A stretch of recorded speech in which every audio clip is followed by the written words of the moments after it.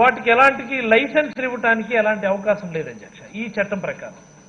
గతంలో ఉన్నటువంటి చట్టం ప్రకారం కేవలం దట్ క్వాలిఫైడ్ సీడ్ ఏదైతే ఉందో, వాళ్ళు చెప్పినటువంటి నోటిఫైడ్ సీడ్ ఏదైతే ఉందో దానిని మార్కెటింగ్ చేయడానికి మాత్రం లైసెన్స్ తీసుకోవడానికి ఈ చట్టం పెర్మిట్ చేస్తుంది అధ్యక్ష. దానికి ప్రాపర్గా అక్రిడిటేషన్ ఇవ్వడానికి కానీ, లైసెన్సింగ్ ఇవ్వడానికి కానీ, సర్టిఫికేషన్ ఇవ్వడానికి కానీ గతంలో ఈ చట్టం పరిధిలో లేదు అధ్యక్ష. అందుకని గతంలో ప్రతిపక్ష నాయకుడిగా ఉన్నప్పుడు మన గౌరవ ముఖ్యమంత్రి శ్రీ వైఎస్ జగన్మోహన్ రెడ్డి గారు ఎస్పెషల్లీ వెస్ట్ గోదావరి, కృష్ణా, గుంటూరు, ప్రకాశం ఆయా జిల్లాల్లో పాదయాత్ర చేసిన సమయంలోనే అనేక మంది ఆక్వా ఫార్మర్స్ ఆయన కలిసినప్పుడు ఈ ఆక్వా ఫార్మర్స్కు ఉన్నటువంటి అన్ని ఇబ్బందులు ఒక్కొక్కటి, మొదటిది వాళ్ళు చెప్పినటువంటిది నాణ్యమైనటువంటి కరెంటు సబ్సిడీ మీద ఇవ్వండి, అయితే నాణ్యమైనటువంటి సీడ్ ఇవ్వండి అని, నాణ్యమైనటువంటి ఫీడ్ సప్లై జరిగే విధంగా చూడాలని, ఎక్స్పోర్ట్స్ ప్రాపర్గా ఉండే విధంగా చూడాలని, మినిమం సపోర్టింగ్ ప్రైస్ రైతులందరికీ వచ్చే విధంగా చూడాలని అన్ని దశల్లో ప్రభుత్వ ఇంటర్ఫియరెన్స్ ఉండాలని చెప్పి గతంలో జగన్మోహన్ రెడ్డి గారికి వీళ్ళంతా కూడా విన్నవించుకోవడం జరిగింది అధ్యక్ష. మరి దానికోసమని చెప్పి గత అసెంబ్లీలో యాప్సన్ అనే ఒక బ్రహ్మాండమైనటువంటి బిల్లును తీసుకొచ్చింది అధ్యక్ష ఈ సభ. Andhra Pradesh state aqua development authority అన్నటువంటి ఒక చట్టాన్ని తీసుకొని వచ్చి ఆక్వా రంగంలో సుస్థిరమైనటువంటి అభివృద్ధి, సుస్థిరమైనటువంటి విస్తృతం జరిగే విధంగా ఈ చట్టం అనేక రకమైనటువంటి సవరణలు చేసింది అధ్యక్ష. మరి దానికి కంటిన్యూవేషన్గా ఇప్పుడే ఆక్వా ఫీడ్ చట్టాన్ని ఈ సభ ఆమోదించింది అధ్యక్ష. దానికి ధన్యవాదాలు తెలియజేస్తూ మరి క్వాలిటీ కంట్రోల్, గవర్నమెంట్ ఇంటర్ఫీరెన్స్ ఉండి గవర్నమెంట్ మానిటరింగ్ ఉండే విధంగా ఈ ఆక్వాకల్చర్ సీడ్ క్వాలిటీ కంట్రోల్ సవరణ చట్టం 2020ని ఈ సభకి ప్రవేశపెడతా ఉన్నాం అధ్యక్ష. ఈ సీడ్ ప్రొడక్షన్ మీద ప్రాపర్ మానిటరింగ్ లేకపోవటం వల్ల, ప్రాపర్ రెగ్యులేటరీ మెకానిజం లేకపోవటం వల్ల unknown source of brood stock ఈ రాష్ట్రంలో విస్తృతంగా వ్యాప్తి చెందింది అధ్యక్ష. ఈ అన్నోన్ సోర్స్ వల్ల చాలా ఇబ్బందులు ఉన్నాయి అధ్యక్ష. There is a possibility for inbreeding and low quality of seed. దానివల్ల వచ్చేటటువంటి ఇబ్బందులు ఆక్వా ఫార్మర్స్ అందరికీ తెలిసిందే అధ్యక్ష. There is very low survival rate of that seed and very sluggish growth of that seed. అలాగే they are very much disease prone and very high feed conversion ratio ఉండటం వల్ల రైతులు తీవ్రంగా నష్టపోయేటటువంటి పరిస్థితులు అనేక సందర్భాల్లో చూడటం జరుగుతూ ఉంది అధ్యక్ష. వీటన్నిటినీ ఇలాంటి illegal practices, unethical practices, mall practices అన్నింటినీ నివారించడానికి మరి ఆక్వాకల్చర్ సీడ్ బిజినెస్లో నాణ్యత నియంత్రణ చర్యల్ని అమలు చేయడానికి ఇలాంటి చట్టం ఒకటి ఎంతగానో అవసరం ఉందని చెప్పి ఈ ప్రభుత్వం భావించి ఆక్వా రైతుల ప్రయోజనాలను పరిరక్షించడానికి ఆక్వాకల్చర్ సీడ్ క్వాలిటీ కంట్రోల్ సవరణ చట్టాన్ని ఈ సభకి ప్రతిపాదించడం జరిగింది అధ్యక్ష. అధ్యక్ష, ఈ చట్టం ప్రధానమైనటువంటి లక్ష్యం బిజినెస్ ఆపరేటర్స్ ఎవరెవరైతే ఉన్నారో, ఈ ఆక్వాకల్చర్ సీడ్ బిజినెస్ సంబంధించి ఎవరెవరైతే ఉన్నారో వాళ్ళందరినీ ఈ చట్టం పరిధిలోకి తీసుకొని వచ్చి లైసెన్స్ ఇవ్వటం, అక్రిడిటేషన్ ఇవ్వటం, మరి అలాగే ఈ లార్వా మరియు హ్యాచరీస్కి సంబంధించి లార్వా పెంపకం కేంద్రాలు అండ్ హ్యాచరీస్కి సంబంధించి సర్టిఫికేషన్ ఇవ్వడం ద్వారా క్వాలిటీ సీడ్ ఖచ్చితంగా నాణ్యతా ప్రమాణాలు పాటించే విధంగా, అలాగే దీనికోసం ఒక ప్రత్యేకమైనటువంటి తనిఖీ యంత్రాంగాన్ని ఈ డిపార్ట్మెంట్లో వచ్చే విధంగా ఈ చట్టం ప్రతిపాదిస్తూ ఉంది అధ్యక్ష. అత్యంత ముఖ్యమైనటువంటిది అధ్యక్ష, ఏ రైతు కూడా నష్టపోకుండా ఉండడం కోసం ప్యాథోజన్ ఫ్రీ సీడ్ రావాలా, యాంటీబయాటిక్స్ ఫ్రీ సీడ్ రావాలా. తద్వారా ఈ రాష్ట్రం వెలుపల నుంచి కానీ అలాగే ఇతర దేశాలకి ఎక్స్పోర్ట్ చేసేటప్పుడు ఒక మంచి brand image, AP brand image ఉండే విధంగా ఈ చట్టం నియంత్రణ చర్యల్ని తీసుకుంటా ఉంది అధ్యక్ష.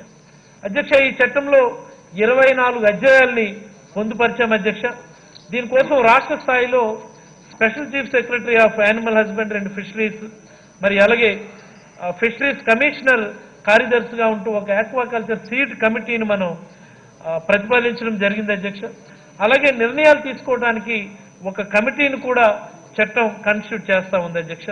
మరి అలాగే సీడ్ కంట్రోలింగ్ అథారిటీగా మత్స్యశాఖ కమిషనర్ రాష్ట్ర స్థాయిలో ఉంటారు అధ్యక్ష. జిల్లా స్థాయిలో జిల్లా కలెక్టర్ ఈ అధికారాలన్నింటినీ కూడాను మానిటర్ చేస్తారు అధ్యక్ష. మరి అలాగే ఫీల్డ్ లెవెల్లో మనకి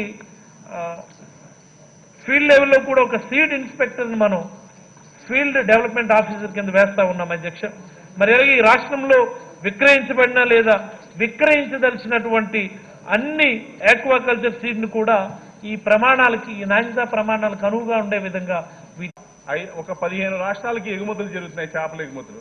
ఆ ఎగుమతులైన మెటీరియల్ అక్కడికి వెళ్ళిన ఏదైతే ఉన్నారో ట్రేడర్స్, వారి పేమెంట్స్ ఇవ్వలేక కూడా ఈరోజు ఇబ్బంది పడుతున్న రైతులకి ఒక ప్రత్యేకమైన పోలీస్ స్టేషన్ పెట్టి వారిని ఎక్కడైతే ఇతర రాష్ట్రాలకు ఎవరైతే డబ్బులు ఇవ్వకుండా పారిపోయిన వ్యక్తులు ఉన్నారో వారిని తీసుకొచ్చే విధంగా కూడా ప్రభుత్వంలో చర్యలు తీసుకునే విధంగా ఈ చట్టంలో పొందుపరచాలని, అదేవిధంగా ఏదైతే వీరు ఉన్నారో పంటలు యాక్చువల్గా ఈరోజు ఒక చేపల చెరువు కానీ రొయ్యల చెరువు కానీ రైతులు ఈరోజు వ్యవసాయ అనుబంధమైన ఏదైతే వ్యవసాయంలో వచ్చే వేస్ట్, ఒకప్పుడు వ్యవసాయంలో ఏదైతే డిఓఆర్బి అంటే రైస్ బ్రాన్ వచ్చేది, ఆ రైస్ బ్రాన్ నుంచి ఆయిల్ కోసం ఏదైనా ఒకప్పుడు కంపెనీస్ అన్నాయి. ఈరోజు అటువంటి వేస్ట్ నుంచి వ్యవసాయదారులు ఎంతో మందికి, ఇటు మొక్కజొన్న రైతులకు కానీ అదేవిధంగా తెల్లజొన్న రైతులకు కానీ వ్యవసాయ రైతులకు కానీ వాళ్ళ యొక్క బై ప్రొడక్ట్స్ అన్నీ కూడా ఈరోజు ఈ ఎక్వా రంగానికి ఉపయోగించుకుని పంట పండిస్తున్నారు. అందుకని వీరందరికీ కూడా రైతులకు ఉపయోగిస్తున్న రైతులందరూ కూడా బాగుండే విధంగా తగు చర్యలు తీసుకోవాలని కోరుకుంటున్నా. అదేవిధంగా ఫీడ్ యాక్ట్ కూడా చెప్పడం జరిగింది. ఈరోజు ఇందాక నేను మాట్లాడడానికి అవకాశం కుదరలేదు కాబట్టి అది కూడా మాట్లాడతాను. ఏదైతే ఫీడ్ ఉందో ఆ ఫీడ్లో ఈరోజు సుమారుగా 10 రకాల మేతలు మేపుతారు, చేపలకు కానీ రొయ్యలకు కానీ. రొయ్యలకి అయితే ప్యాలెట్ రూపంలో, షింకింగ్ ప్యాలెట్ రూపంలో ఒక రకమే మేపుతారు రొయ్యలకి మేత. చేపలకు వచ్చేటప్పటికి 10 రకాల మేతలు మేపడం జరుగుతుంది.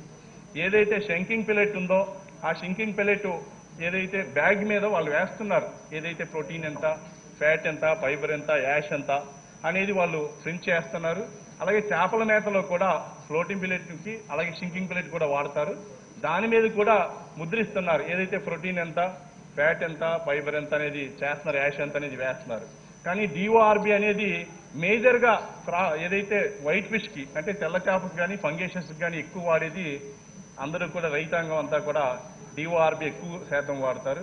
ఆ డిఓఆర్బి సుమారుగా average price every year average price తీసుకుంటే సుమారుగా 14 నుండి 15 రూపాయలు ఉంటుంది. దానికి ఎక్కడా కూడా బ్యాగ్ మీద ఈ ప్రోటీన్ కానీ ఫ్యాట్ కానీ ఫైబర్ కానీ ఏముందనేది మాయిశ్చర్ అనేది ఎక్కడా కూడా ముద్రించట్లేదు.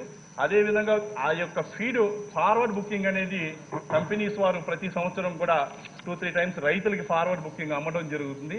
ఆ ఫార్వర్డ్ బుకింగ్లోని ఏదైతే ఒక రేటుకి సుమారుగా ఒక 15 రూపాయలు ఒక కేజీ పెట్టినప్పుడు ఒక 10 టన్నుల మెటీరియల్ 1,50,000 రూపాయలు ఉన్నప్పుడు ఆ 1,50,000 రూపాయలు ఉన్న ఫీడ్ని మనం ఫార్వర్డ్ బుకింగ్ ఫార్మర్ కొంటే కనుక ఆ రోజు మార్కెట్ తగ్గితే సేమ్ క్వాలిటీ ఇస్తున్నారు.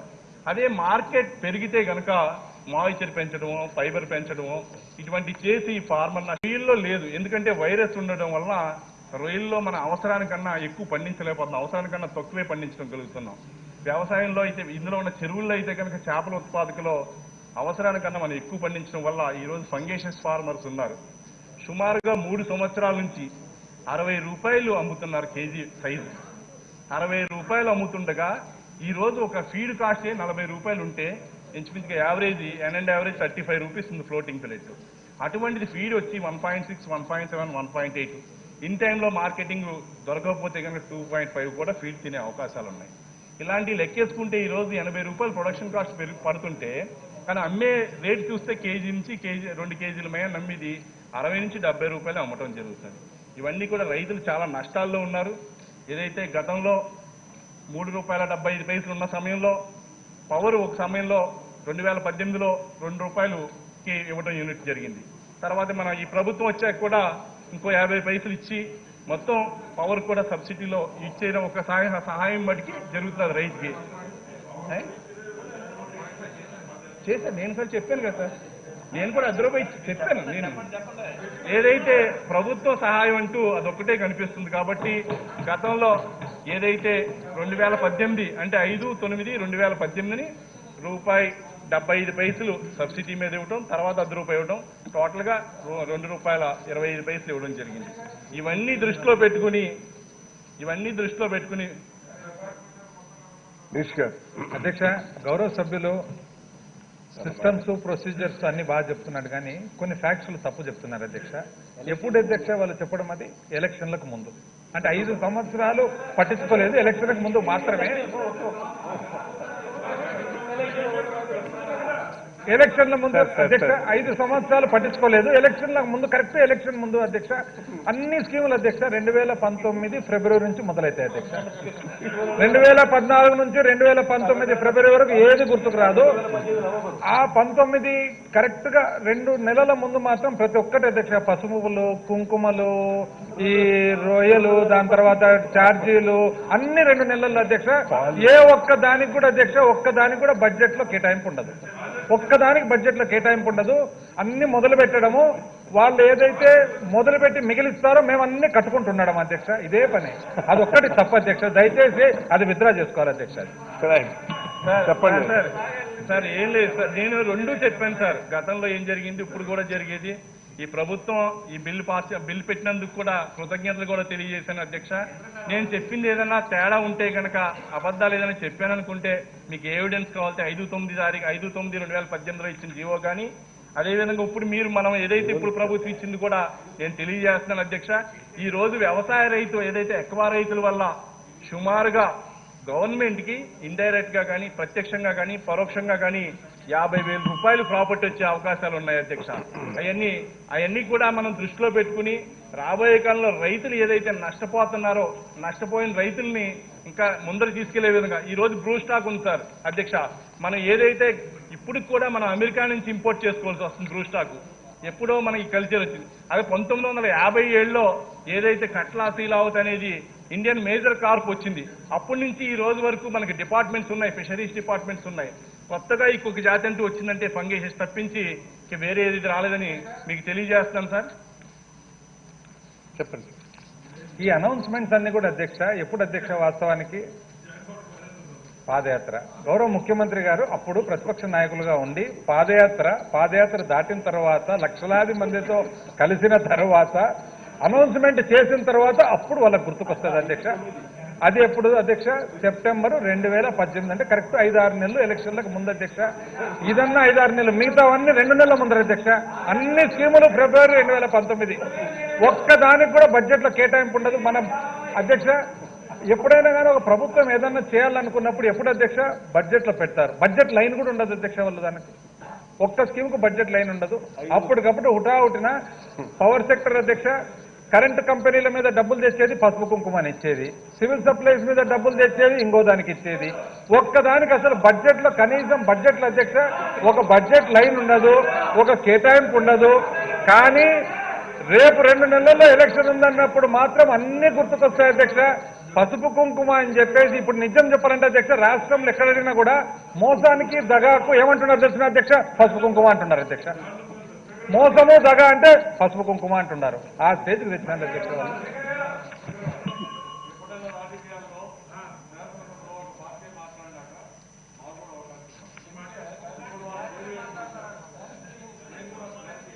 ఇచ్చిన వెంటనే మళ్ళీ అక్కడికి పోతుంది. అంతేగాని మా వాడు సరిపోడు, మా వాడు తరంగాడు, నువ్వు కూర్చో నేనే లేస్తాను అని చెప్పి మళ్ళీ ఈయన ప్రధానికి ఈయన లేచేదానికంటే ఈయన లేచేందుకంటే బంగారంగా అధ్యక్ష ఈయననే డిబేట్ లో పాల్గొమని అధ్యక్ష. ఈయననే డిబేట్ అధ్యక్ష. ఆయన సంతోషపడతాం మేమంతా అధ్యక్ష. వాళ్ళ తరపు నుంచి చంద్రబాబు నాయుడు గారికి డిబేట్ అవకాశం ఇవ్వమని చెప్పి నేను కంప్లీట్ సార్. మీ సభ్యులు కాదండి. నో మీరు మాట్లాడండి రామరాజు గారు. Please SIT down. మీరు మాట్లాడండి రామరాజు గారు.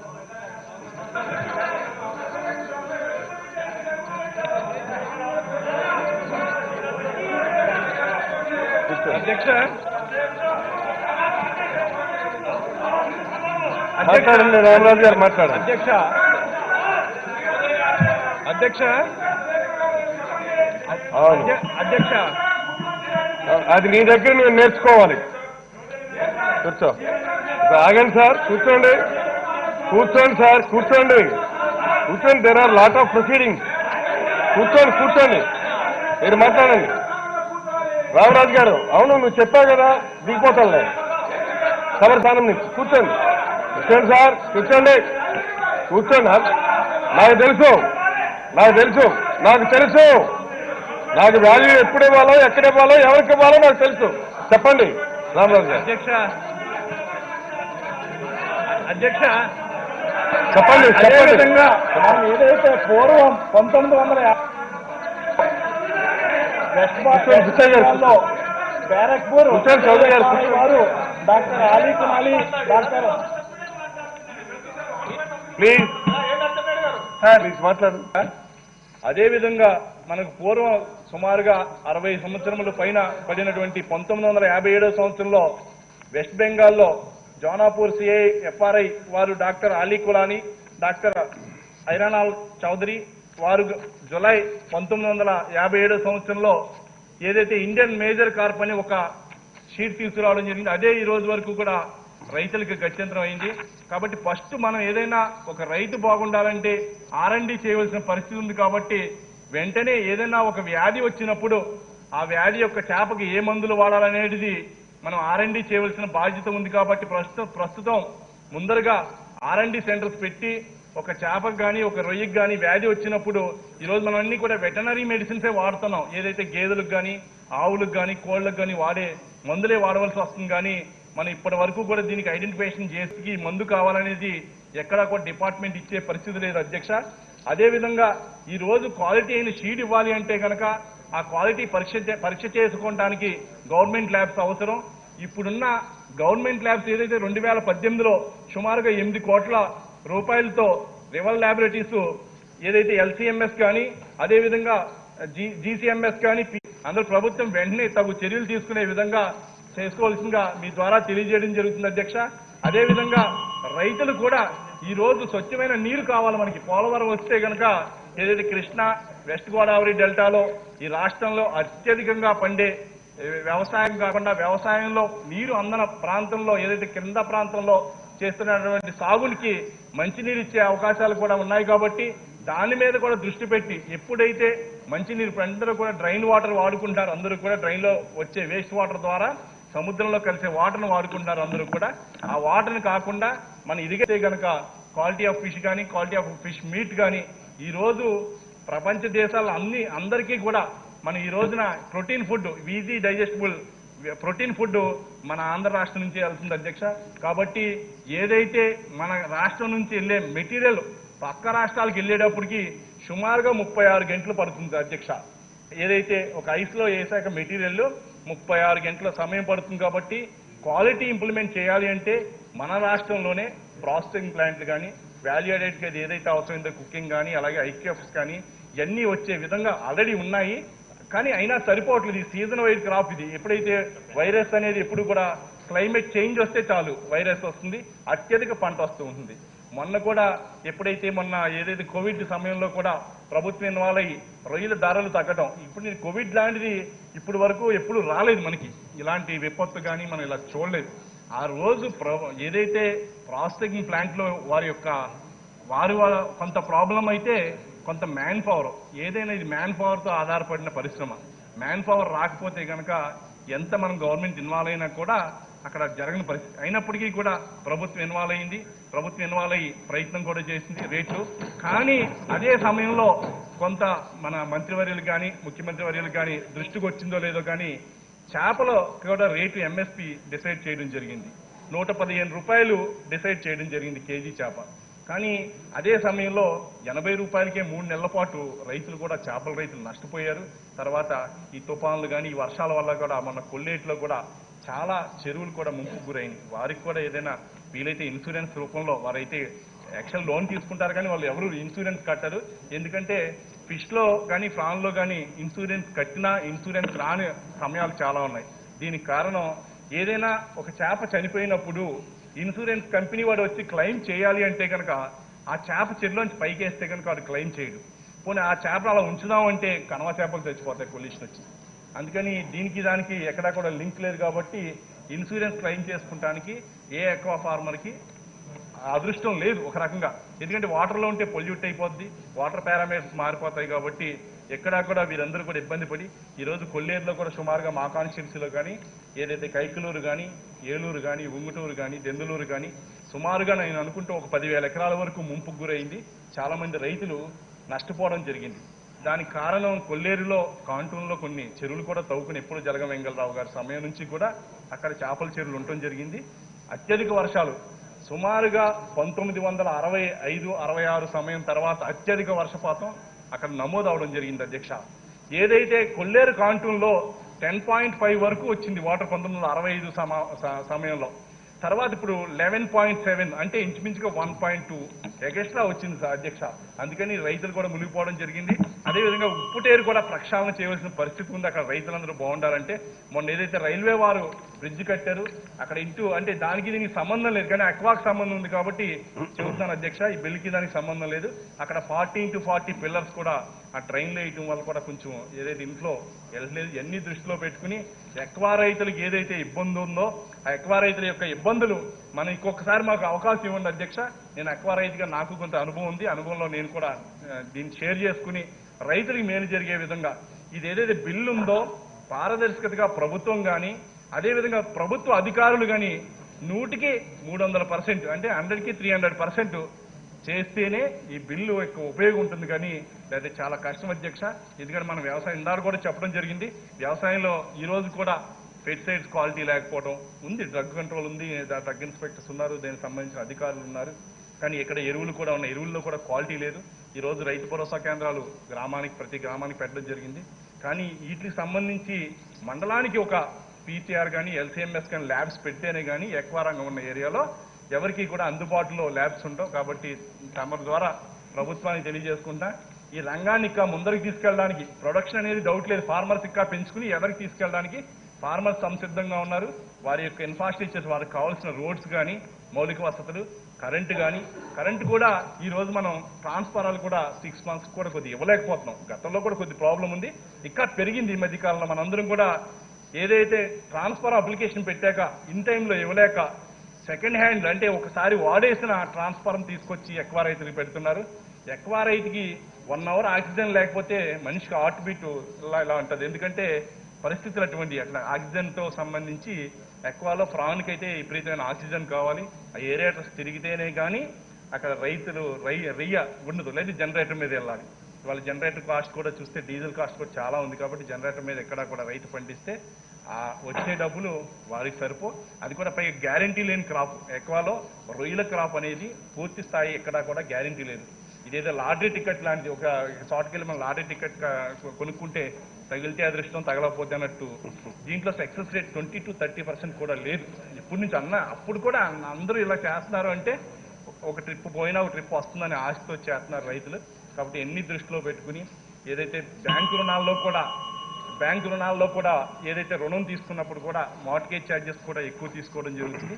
అదేవిధంగా ఈ రైతులందరినీ కూడా అగ్రికల్చర్ మనం ఎల్ఐ సెక్టార్లో ఉన్నాం, దీనికి ఇన్కమ్ ట్యాక్స్ కూడా కడుతున్నాం, కాబట్టి ఇవన్నీ చూసుకుని ముందరగా ఏదైతే మనకు కావాల్సిన ఏదైనా ఎన్ఎఫ్డిబి ఫండ్స్ కూడా బోల్ ఉన్నాయి, కాబట్టి సెంట్రల్ గవర్నమెంట్ ఆఫీస్ ఇక్కడ తీసుకొచ్చారు.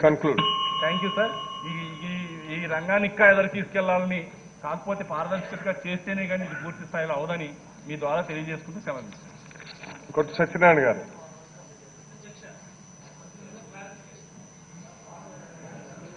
లాస్ట్లో చెప్పొచ్చు ఏముంది, అంటే మీ రిప్లైలో చెప్పొచ్చు ఏముంది.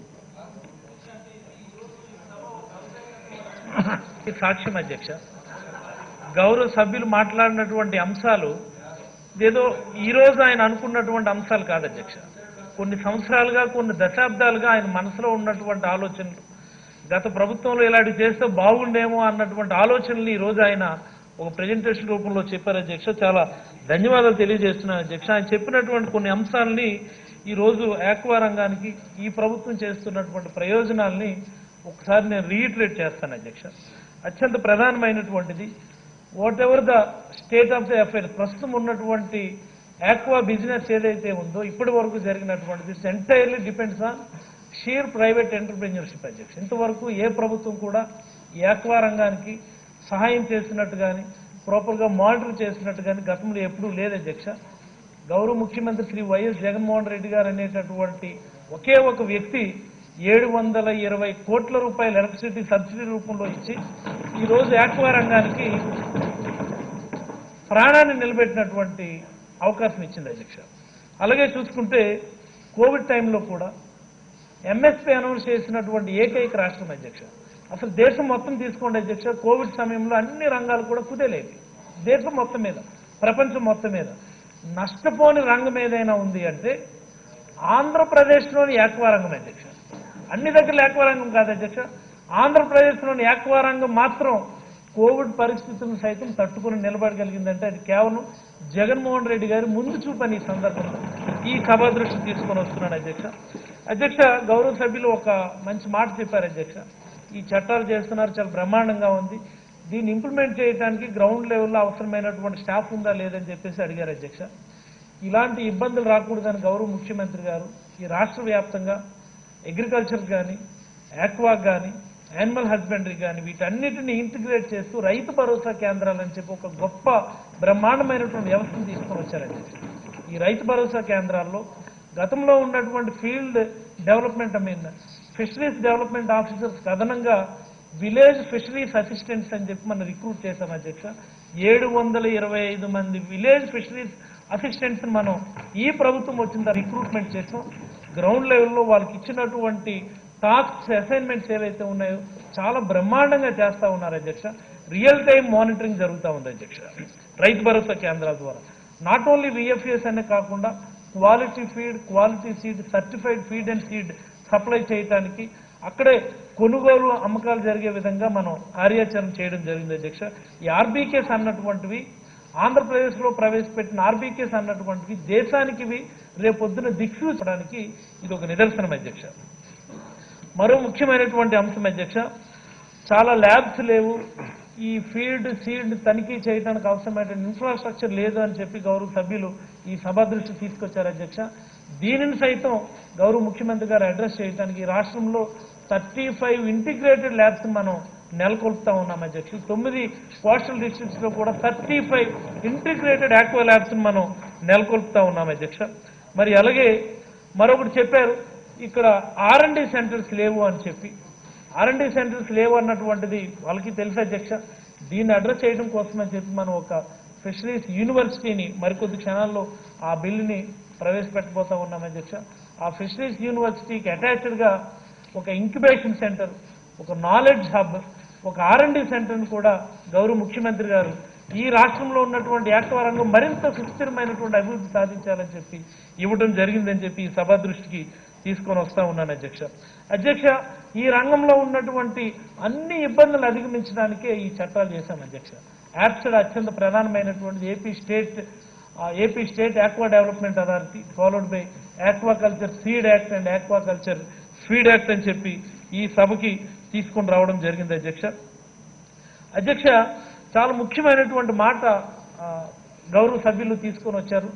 ఈ రాష్ట్రంలో సుమారుగా 41 లక్షల టన్నులు ఆక్వా ప్రొడక్ట్ ఇయర్లీ వస్తూ ఉంటే దీనిలో రాష్ట్ర వినియోగం కేవలం 4.36 లక్షల మెట్రిక్ టన్నులు మాత్రమే మన రాష్ట్రంలో వినియోగిస్తూ ఉన్నాం అధ్యక్ష.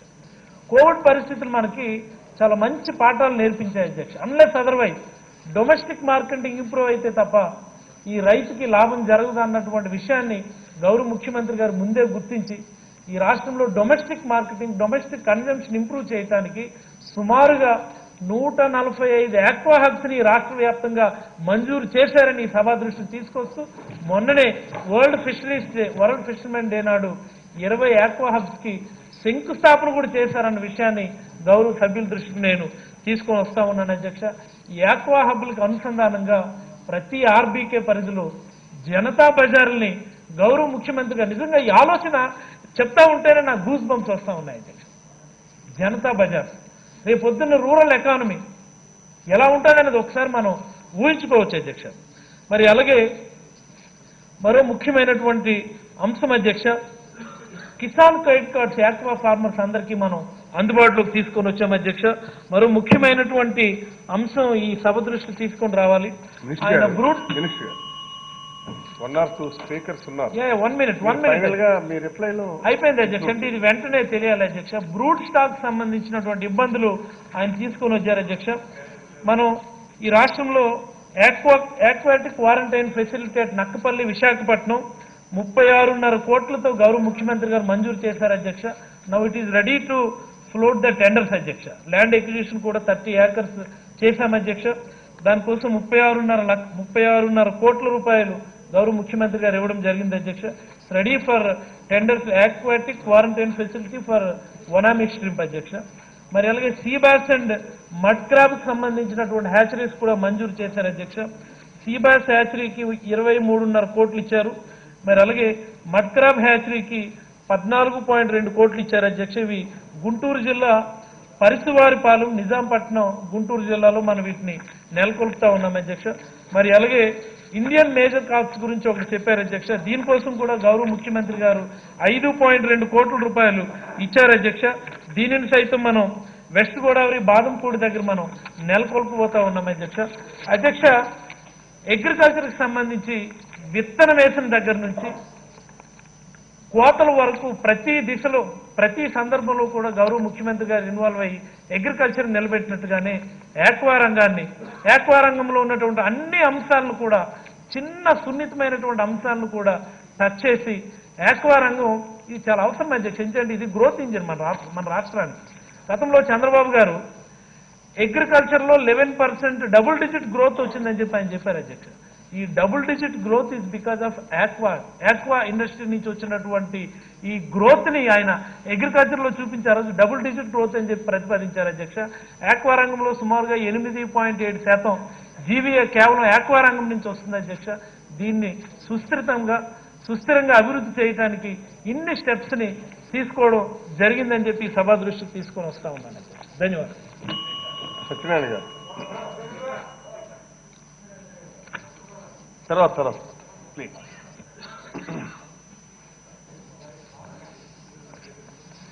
అధ్యక్ష, గ్రామీణ ప్రాంతానికి సంబంధించిన ఒక ప్రధానమైన బిల్ మీద మాట్లాడే అవకాశం కల్పించినందుకు మీకు ధన్యవాదాలు తెలియజేస్తున్నాను అధ్యక్ష. AP animal feed regulation of manufacture, quality control, sale and distribution bill 2020కి సంబంధించి నిజంగా ఈ రాష్ట్ర ముఖ్యమంత్రి గారు ఎంతో సూక్ష్మ దృష్టితోటి గ్రామీణ ప్రాంతాల్లో ఉన్న 70% మంది కుటుంబాలన్నీ కూడా ఈ పాడి పరిశ్రమ, పశు సంపద, పశు ఉత్పత్తుల మీద ఏదైతే ఆధారపడి ఉన్నారో వాళ్ళంతా కూడా ఇవాళ గ్రామాల్లో మరి ఈ పశు పోషణకు సంబంధించి, పశు గ్రాసానికి సంబంధించి గతంలో పచ్చిక బయళ్ళు విరివిగా ఉండే పరిస్థితి ఉండేది. కానీ ప్రస్తుతం మనకి ఆ పరిస్థితులన్నీ కూడా కొంచెం మార్పు వస్తూ ఉంది అధ్యక్ష.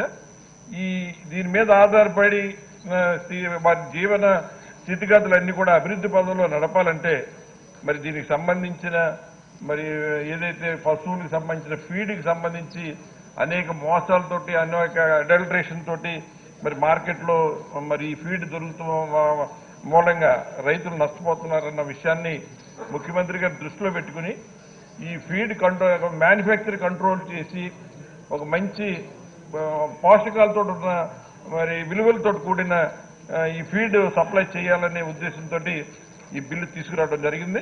ఇవాళ మన రాష్ట్రంలో చూసుకుంటున్నట్టయితే 46 లక్షల ఆవు సంపద కానీ, అలాగే 64 లక్షల గేదెలకు సంబంధించిన పశువుల సంపద కానీ, మరి 176 లక్షలు అంటే 1,76,00,000 గొర్రెలు, 55 లక్షల మేకలు, మరి 1,75,00,000 కోళ్లు, 10,75,00,000 కోళ్లు, ఇన్నిటి మీద లక్షలాది కుటుంబాలు ఆధారపడి ఉన్నాయి అధ్యక్ష.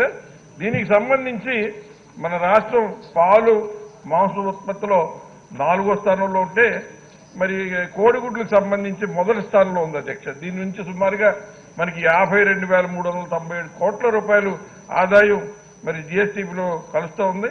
ఇంతటి విలువైన పశు సంపదని బాధ్యతాయుతంగా పోషించవలసిన ఆవశ్యకత ఎంతైనా ఉందన్న విషయాన్ని ముఖ్యమంత్రి గారు గుర్తించి ఈ పశు మేతల నియంత్రణ చట్టాన్ని 2020 మరి తీసుకొచ్చి వాళ్ళకి నిజంగా చాలా ఉపయోగపడేలాగా మరి ప్రభుత్వం ఆలోచన చేసి బిల్లు పెట్టడం జరిగింది అధ్యక్ష. దీనికి సంబంధించి వాళ్ళు మార్కెట్లో చూస్తుంటే అనేక రకమైన నాసి రకాలకు సంబంధించిన ఈ ఫీడ్ దొరుకుతూ ఉంది అధ్యక్ష. రేట్లు కూడా వాళ్ళు ఇష్టం వచ్చినట్టుగా ఆ బ్రాండ్ ఏదైతే బ్రాండ్ పాపులర్ అవుతుందో దాన్ని ఇష్టం వచ్చిన రేటు నిర్ణయించి మరి రైతులకు అమ్మే పరిస్థితి ఉంది. దీన్ని బట్టి ఏమవుతుందంటే కల్తీ ఎరువులు ఉంటున్నాయి. ఆ కల్తీ ఎరువుల ద్వారా ఆ ఫీడ్ ఏదైతే మన పశువులకి కానీ ఇతర మనం వాళ్ళకి ఫీడ్ చేయడం మూలంగా దానికి సంబంధించిన ఉత్పత్తుల్లో కూడా దాని ఎఫెక్ట్ పడటం, ఆ ఉత్పత్తుల్ని మరి మానవాళ్ళు ఉపయోగిస్తుంటే దాన్ని ఆ మనుషుల మీద ఉన్న ఆరోగ్యం మీద కూడా ఎఫెక్ట్ అయ్యే పరిస్థితి వస్తుందన్న విషయాన్ని గ్రహించి ఈ ఫీడ్ రెగ్యులేషన్ని తప్పనిసరిగా పాటించేందుకు వీలుగా ఈ చట్టాన్ని చేయడం జరిగింది అధ్యక్ష. ముఖ్యంగా పశు మేతలు తయారు చేసేప్పుడు వాటిలో కలిపే ముడి పదార్థాలు ఏదైతే ఫీడ్ ఇంగ్రీడియంట్స్ ఉంటాయో దానికి సంబంధించిన పోషక విలువల శాతం కానీ వాటిలో కలిపే ఎంత పర్సెంటేజ్ కలుపుతున్నారని కూడా పొందుపరచవలసిన అవసరం ఎంతైనా ఉంది. దీనికి సంబంధించి ముఖ్యంగా పశు దానాలో ఏదైతే ఈ ఫీడ్ తేమ ఏదైతే మాయిశ్చర్ని ఖచ్చితంగా మెయింటైన్ చేయకపోయినట్లయితే 14% మాయిశ్చర్ దాటితే దాంట్లో అప్లోటాక్సిన్ అనే ఒక విష పదార్థం అభివృద్ధి చెంది అది మనం ఉపయోగించే మనుషుల మీద కూడా దానికి సంబంధించిన ఎఫెక్ట్ పడుతుందన్న విషయం మరి నిపుణులందరూ కూడా చెప్తున్నారు. దీనికి సంబంధించి ఈ కంట్రోల్ చేయడం మూలంగా ఆ 14% మాయిశ్చర్ లోపల మెయింటైన్ చేసి ఫీడ్ సప్లై చేయడం మూలంగా ఆ మ్యానుఫ్యాక్చరర్స్ అందరూ కూడా ఖచ్చితంగా ఈ రెగ్యులేషన్స్ అన్ని మెయింటైన్ చేయడం మూలంగా మరి గ్రామీణ ప్రాంతంలో ఉన్న దీని మీద ఆధారపడిన కుటుంబాలన్నిటికీ కూడా మేలు జరుగుతాయి. ఆ ఉత్పత్తులన్నిటి కూడా మనం ఉపయోగిస్తున్నాం కాబట్టి దాని మీద మనకి ఇవాళ అన్ని రకాలుగా కూడా మేలు జరుగుతుంది. ఇవాళ నిజంగా గ్రామీణ ప్రాంతాల్లో చూస్తే అధ్యక్ష లక్షలాది కుటుంబాలు 170 మంది గ్రామీణ ప్రాంతాల్లో వ్యవసాయం మీద ఆధారపడిన ప్రతి కుటుంబంలో కూడా ఈ పశుపోషణలో మరి వాళ్ళకి చేతోడు వాదుడుగా ఉండాలి, వేడి నీళ్ళు సన్నీళ్ళు సాయంగా దీని మీద ఆధారపడవలసిన ఆవశ్యకత ఎంతైనా ఉంది అధ్యక్ష. ఎందుకంటే దీంట్లో కూడా రైతుల దగ్గర నుంచి తక్కువగా ఉన్న ఈ రైతుల దగ్గర పనిచేసే లేకపోతే సాగుదారులు ఏదైతే మనం కౌలుదారులు అంటున్నామో లేకపోతే భూమి లేని కుటుంబాలు రైతు కూలీ కుటుంబాలు వ్యవసాయ కూలీ కుటుంబాలు ఎక్కువగా దీని మీద ఆధారపడి ఉన్న అధ్యక్ష. వాళ్ళకి ఏం సంబంధించి వాళ్ళకి ఏం పొలాలు పుట్టలు ఉండి దీనికి ఏదో కొంత పశుగ్రాసం కోసం ఆపుదామన్న ఆలోచన అవకాశం కూడా వాళ్ళకి ఏం లేదు. ఇటువంటి పరిస్థితుల్లో సరైన ఫీడ్ సరైన ధరకి సరైన పోషకాలతో ఉన్న ఫీడ్ కనుక వాళ్ళకి లభించినట్లయితే దాన్ని ఉపయోగించి పశువులు పోషణ చేయడం మూలంగా వాళ్ళకి కొంత లబ్ధి జరుగుతుంది, ఆ కుటుంబాలు ఆదాయం పెరుగుతుంది, వాళ్ళకి అన్ని రకాలుగా మేలు జరుగుతుంది అన్నది ఈ బిల్లులో ఉన్న ప్రధాన అంశం అధ్యక్ష. దీని ద్వారా ఏంటంటే నాణ్యమైన దాణా తయారు చేయగలుగుతాం, పోషకాలతో కూడిన దాణాను తయారు చేయగలుగుతాం, రైతులకి కరెక్ట్గా ఎంత కావాల్సి అంత లభించడానికి అవకాశం తగులుతుంది, తక్కువ ధరకి దాణా లభ్యమవుతుంది, కల్తీని నిర్మూలించడానికి అవకాశం కలుగుతుంది, నాణ్యమైన పశు ఉత్పత్తుల్ని తయారు చేయడానికి అవకాశం ఉంటుంది, రైతుల ఆదాయాన్ని పెంచడానికి అవకాశం ఉంటుంది. అలాగే ఈ దాణా యూనిట్లు కూడా మరి రైతు భరోసా కేంద్రాల ద్వారా ఏర్పాటు చేసి ఆ గ్రామంలో ఉన్న నిరుద్యోగ యువతకి ఒక ఆదాయ వనరుగా ఏర్పాటు చేసినట్లయితే అన్ని రకాలుగా కూడా మంచి బాగుంటుందన్న ఉద్దేశంతో మరి నేను ప్రభుత్వం ఆలోచించవలసిందిగా కోరుతున్నాను. అలాగే ఈ దాణా తయారీ కర్మాగారాలు కోఆపరేటివ్ సెక్టార్లో అభివృద్ధి పరిస్థితి బాగుంటుంది. ఇవాళ కోఆపరేటివ్ సెక్టార్ అంటే నిజంగా గ్రామీణ ప్రాంతాల్లో ఈ పాలు ఉత్పత్తి చేసే రైతాంగాన్ని పొట్టగొట్టి కోఆపరేటివ్ సెక్టార్ని పూర్తిగా నిర్లక్ష్యం చేసింది అధ్యక్ష గత ప్రభుత్వం. వాళ్ళ సొంత స్వార్థానికి ఆలోచనకి రాష్ట్రంలో ఉన్న కోఆపరేటివ్ మిల్క్ సొసైటీలు అన్నింటినీ నిర్వీర్యం చేసేసారు అధ్యక్ష. కేవలం వాళ్ళ కంపెనీల్ని వృద్ధి చేసుకోవడం కోసం రాష్ట్ర ప్రజల్ని ఈ రకంగా తాకట్టు పెట్టిన ప్రభుత్వాన్ని మన ఆంధ్రప్రదేశ్లోనే చూడగలిగాం అధ్యక్ష. ఇవాళ అటువంటి పరిస్థితి నుంచి ముఖ్యమంత్రి గారు ఎంత దూరదృష్టితో ఆలోచన చేసి ఇవాళ ప్రపంచానికి ఆదర్శవంతమైన అమూల్ గుజరాత్లో మన దేశంలో గుజరాత్ రాష్ట్రంలో అక్కడ cooperative society milk growers cooperative society ద్వారా ఏదైతే ఎంత పాపులర్ అయిందో ఆ అమూల్ సంస్థని మన రాష్ట్రానికి తీసుకొచ్చి ఇక్కడ స్థానికంగా ఉన్న డైరీలు వాళ్ళ రైతులకు ఇస్తున్న రేట్లకి ఒక్కొక్క లీటర్కి 5 రూపాయల నుంచి 8 రూపాయల వరకు రేట్లు పెంచి ఇప్పించి ఏర్పాటు చేశారంటే దోపిడీ ఏ స్థాయిలో ఉంది ఈ రాష్ట్రంలో. గత ప్రభుత్వం 5 ఏళ్లు ఎంత పెద్ద ఎత్తున రైతుల్ని మోసం చేశారన్నది నిజంగా ఇవాళ రాష్ట్ర ముఖ్యమంత్రి గారు తీసుకున్న నిర్ణయం వల్ల ప్రతి ఒక్కరు కూడా గమనిస్తున్నారు అధ్యక్ష. ఇది నిజంగా చాలా అన్యాయమైన పరిస్థితి. దీన్ని ఇటువంటి పరిస్థితులన్నీ అరికట్టడానికి మరి మార్కెటింగ్ విషయంలో అమూల్ తీసుకొచ్చినట్టుగానే దీనికి సంబంధించిన ఈ దాణాకి సంబంధించి నిరంతరం దీని మీద నిఘా పెట్టి తయారు చేసే దాంట్లో యువతకి శిక్షణ ఇచ్చి ఏదైనా ప్రైవేట్ సెక్టార్లో చేసుకున్న వాళ్ళని కంట్రోల్ చేయడానికి ఈ చట్టం ఎంతైనా సరే ఉపయోగపడుతుందని నేను భావిస్తున్నాను అధ్యక్ష. అలాగే ఇవాళ మనకున్న పశు సంపదల్లో 40% మాత్రమే పశుగ్రాసం ద్వారా ఈ లేదా ఈ ఫీడ్ ద్వారా మనం చేయగలుగుతున్నాం. మిగిలిన 60% కూడా పశుగ్రాసం మీద ఆధారపడి ఉంది అధ్యక్ష. దీనివల్ల ఏమవుతుందంటే నెగిటివ్ ఎనర్జీ బ్యాలెన్స్ అన్నది గ్రామాల్లో కనపడతాం. ఈ పాడి పరిస్థితి మీద ఆధారపడిన వాళ్ళకి దీనికి సంబంధించిన మేత వరకు వచ్చేసరికి చాలా ఇబ్బంది పడే పరిస్థితి ఉంది. వాళ్ళందరికీ కూడా సరసమైన మరి రేటుతోటి ఈ ఫీడ్ మనం అందించగలిగితే వాళ్ళందరికీ కూడా చాలా సౌకర్యంగా ఉంటుందన్న విషయాన్ని ఈ సందర్భంగా నేను ఈ సభకు గుర్తు చేస్తాను. అలాగే ఎండు మేత కానీ దానా కానీ పచ్చి కొరత కానీ ఎన్ని దృష్టిలో పెట్టుకుంటే కొంత ఈ రైతు భరోసా కేంద్రాల ద్వారా ఎక్కడైతే అవకాశం ఉన్న ఖాళీ ప్రదేశాల్లో ఈ పచ్చిక బయలుని ఏర్పాటు చేసే ఆలోచన కూడా మరి ప్రభుత్వం చేసినట్లయితే బాగుంటుందన్న ఆలోచన నేను సూచన చేస్తా ఉన్నాను. ఎందుకంటే ఈ సామాజిక పశుగ్రాస క్షేత్రాలు అభివృద్ధి చేయాలంటే ఈ రైతు భరోసా కేంద్రాలు కొంతవరకు ఉపయోగపడతాయన్న విషయాన్ని నేను సభ దృష్టికి తీసుకొస్తున్నాను. అలాగే ఇప్పుడు ఇవాళ మనకి అన్ని రకాలుగా కూడా పశుగ్రాసానికి సంబంధించిన గ్రాస్ మంచి సీడ్ డెవలప్ చేశారు. సూపర్ నేపియర్ అని కానీ K5 అని కానీ జూరీ పశుగ్రాసం అని కానీ KFS 3129 కానీ ఈ రకంగా చాలా వరకు మంచి గ్రాస్ ఫాటర్ కూడా సంబంధించి డెవలప్ చేశారు. దీన్ని కనుక మనం నాటుకోవాలంటే వాళ్ళకి సరే కొంచెం కొద్దిపాటి నేల అవసరం ఉంటుంది కాబట్టి అటువంటి విషయాలను కూడా దృష్టి పెట్టవలసిన అవసరం ఉందని చెప్తున్నాను. అలాగే ఈ చెరువు గట్లు, కాలువ గట్లు, అలాగే కొన్ని ఖాళీ ప్రదేశాలు ఈ పశుగ్రాసం డెవలప్ చేయడానికి మరి ఈ రైతు భరోసా కేంద్రాల ద్వారా కానీ ఇతరత్ర కానీ మనం కొంచెం డెవలప్ చేయడానికి కూడా మరి ఆ ప్రభుత్వం దృష్టి పెట్టాలని నేను కోరుతున్నాను. అలాగే ఈ మన తోటలు ఉన్నట్టయితే హార్టికల్చర్ క్రాప్స్ ఉన్నాయి అధ్యక్ష. ఈ మామిడి, నిమ్మ లేదా కొబ్బరి, అరటి వీటిలో కూడా ఇంటర్ క్రాపింగ్ ద్వారా కూడా కొంత పశుగ్రాసాన్ని అభివృద్ధి చేయడానికి అవకాశం ఉంటుంది.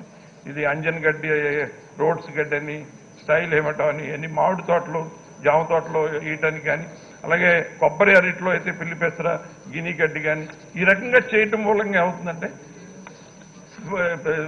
ఇన్బ్యాలెన్స్ లేకుండా మరి రైతులకి సరైన ఈ ఫీడ్ దొరకడానికి అవకాశం ఉంటుంది.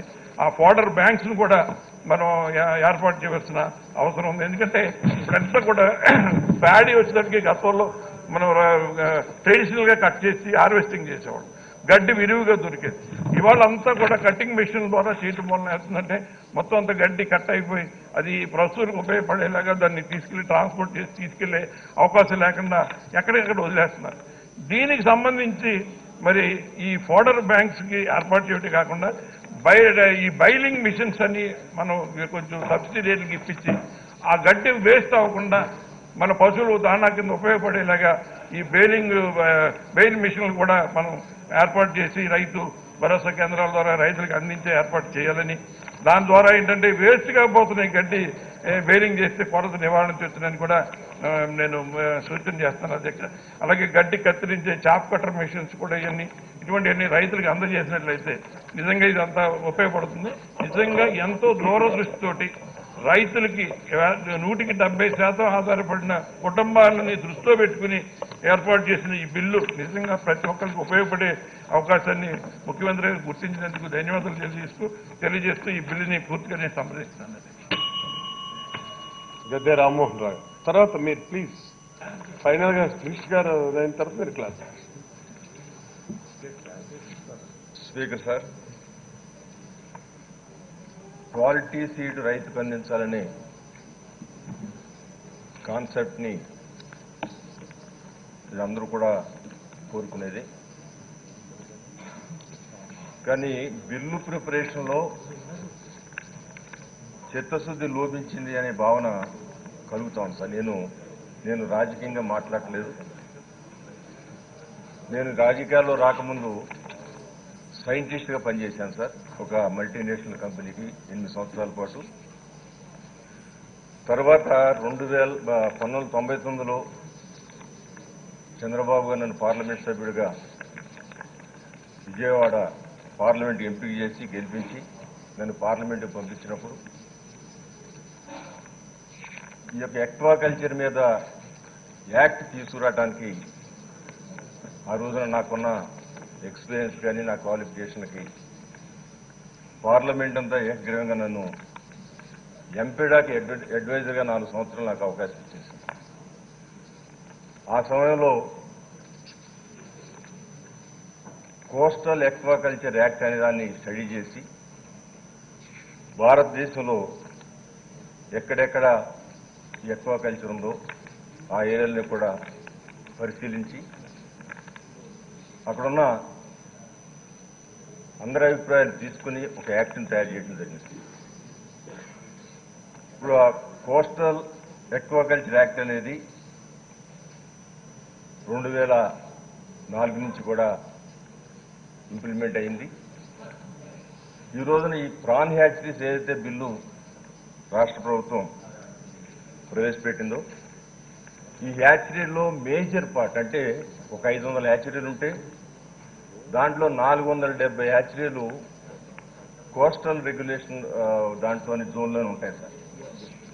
దాని మీద రాష్ట్ర ప్రభుత్వానికి ఎలాంటి ఆధీనం లేదు. దానంతా కూడా సెంట్రల్ గవర్నమెంట్ ఆధీనంలో ఉన్నాయి. అక్కడ ఏం చేయాలన్నా కూడా వాళ్ళ పర్మిషన్ ఇవ్వాలి. వాళ్ళకి హ్యాచరీ నెలకొల్పాలంటే ఆ ఆర్గనైజేషన్ నుంచి మెంబర్స్ వస్తారు. రాష్ట్రంలో ఉన్న ఎంఆర్ఓ గారిని, ఆ ప్రాంతాల్లో ఉన్న ఎంఆర్ఓ గారిని, అదేవిధంగా మన స్టేట్ గవర్నమెంట్ ఉన్న ప్రెసిడెంట్ వాళ్ళందరినీ కలుపుకుని తరోగా ఇన్స్పెక్ట్ చేసి 2 డేస్ పాటు ఇన్స్పెక్ట్ చేసి ఆ హ్యాచరీలో ఫెసిలిటీస్ అన్నీ ఉన్నప్పుడు మాత్రమే దానికి ఆ హ్యాచరీకి పర్మిషన్ ఇస్తారు. ఆ పర్మిషన్ ఇచ్చి 10,000 రూపాయలు నామినల్ ఫీజు తీసుకుని ఆ పర్మిషన్ వచ్చిన తర్వాత కేంద్ర ప్రభుత్వం ఎంపీడా ద్వారా ఆ హ్యాచరీకి 5 లక్షల రూపాయలు సబ్సిడీ ఇస్తుంది సార్. అది ఆ విధంగా ఈ హ్యాచరీస్ అన్ని కూడా డెవలప్ అవడం జరిగింది. ఇవాళ 2009లో ఒక చిన్న క్యాలిక్యులేషన్ మీకు చెబుతాను సార్. 2009లో 80,000 మెట్రిక్ టన్నులు మన నుంచి ఎక్స్పోర్ట్ అవడం జరిగింది సార్ 2009లో. అది 2018లో మనం క్యాలిక్యులేట్ చేసుకుంటే 8 లక్షల మెట్రిక్ టన్నులు ఎక్స్పోర్ట్ అవడం జరిగింది సార్. 8 లక్షల నిజాలకి 8 లక్షలకి ఎంత డిఫరెన్స్ ఒకసారి ఆలోచన చేసుకోవాలి. దానికి ఏ బిల్లులు కూడా లేవు. ఇవాళ ఈ బిల్లులో ఒకసారి మీరు ల్యాబ్సెస్ ఎందుకున్నాయని నేను చెప్తున్నానంటే ఈ బిల్లులో మీరు ఇచ్చిన స్టాండర్డ్స్ అన్ని కూడా అంతరించిపోయిన టైగర్ ప్రాన్ అనే దాని స్టాండర్డ్స్ ఇచ్చారు. PL20 అని ఒక మార్కెటబుల్ సైజ్ అని PL20 అని మెన్షన్ చేయడం జరిగింది. అది 15 సంవత్సరాల క్రితం టైగర్ ప్రాన్ అని దాన్ని కల్చర్ చేసేవాళ్ళు. ఈ రోజున దాని సీడ్ ప్రొడ్యూస్ చేసేవాళ్ళు కానీ లేదా దాన్ని కల్చర్ చేసేవాళ్ళు ఎవరూ లేరు సార్. ఇవాళ కల్చర్ చేస్తున్న వెనామీ. ఆ వెనామీకి PL9 is a marketable size. ఇవాళ మీరు సీడ్ ఇన్స్పెక్టర్ని పెట్టేస్తారు. నాకు తెలిసి రాష్ట్రంలో కూడా చేపల వరకు నాలెడ్జబుల్ ఉన్నారేమో కానీ రొయ్యలకి అంత నాలెడ్జ్ ఉన్నవాళ్ళు చాలా కొరత ఉందని నేను అనుకుంటా ఉన్నాను. ఎందుకంటే ఇవాళ మన బ్రూడ్ స్టాక్ని సుమారు 2018లో 2,40,000 పీసెస్ని మనం ఇంపోర్ట్ చేసుకోవడం జరిగింది. CAA వాళ్ళు ఒక హ్యాచరీకి పర్మిషన్ ఇచ్చేటప్పుడు ఆ హ్యాచరీకి ఎన్ని క్యూబులు పేరెంట్స్ని దానికి పర్మిషన్ అంతవరకే మనం ఇంపోర్ట్ చేసుకోవాలి. ఇవాళ మనం కరోనా వచ్చిన తర్వాత మూడు విషయాలను ఎక్కువగా మాట్లాడుకుంటున్నాం. క్వారంటైన్ అని, ఇంకోటి శానిటైజేషన్ అని, ఇంకోటి మాస్క్ అని. ఈ రొయ్యల పరిశ్రమలో ఈ హ్యాచరీస్లో ఈ క్వారంటైన్ సిస్టమ్ కానివ్వండి, ఈ శానిటైజేషన్ కానివ్వండి 20 సంవత్సరాల నుంచి కూడా. Subscribe to our channel by clicking the subscribe button. Click the bell button and enjoy the latest uploads from our channel.